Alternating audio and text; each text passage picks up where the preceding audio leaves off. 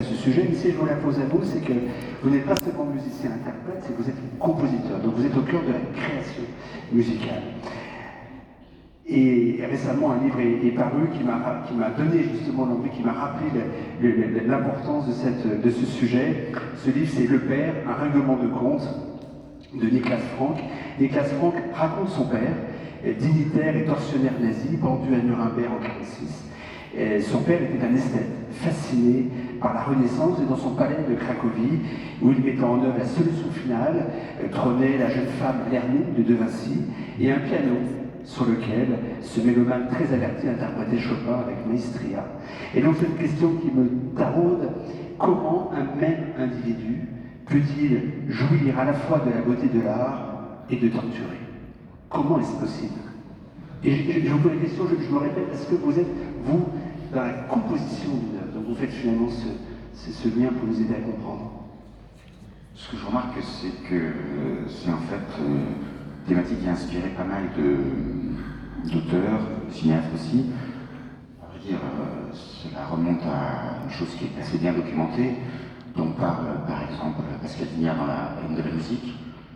Il fait référence notamment à un compositeur, un violoniste qui s'appelle Simon Lax, déporté à Auschwitz, et qui, parce que lui-même était musicien, s'est reconnu avec un certain nombre de musiciens du Duncan, jusqu'au moment où ils se sont demandé si la musique était jouée, et que l'on jouait fréquemment dans ce camp, l'était pour soulager les victimes ou pour soulager, si j'ose dire, en tout cas pour conforter dans leur sadisme les bourreaux.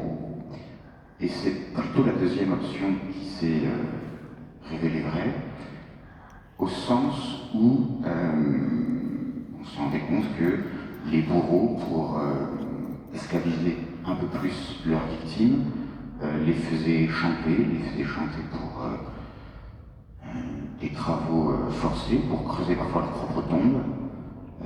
Et c'est cette chose qui, dans le cas de Simon Lax, l'a conduit à adopter un rapport pendant plusieurs années très distancié à la musique. Si vous prenez un certain nombre de films, vous avez comme ça la figure du salaud, souvent du tortionnaire, qui est effectivement un grand amoureux de la musique, un esthète, et donc quelqu'un qui, on va dire, est aussi peu un amateur de l'humanité qu'il est un amateur de l'art. Par exemple, je ne sais pas, vous prenez le film qui date de 1995, je pense, de Polanski, Jeune fille et la mort, bon, Jeune fille et la mort, qui est à la fois une référence à un très beau quatuor de Schubert, et dans le film à une jeune femme qui a été torturée par un tortionnaire latino-américain.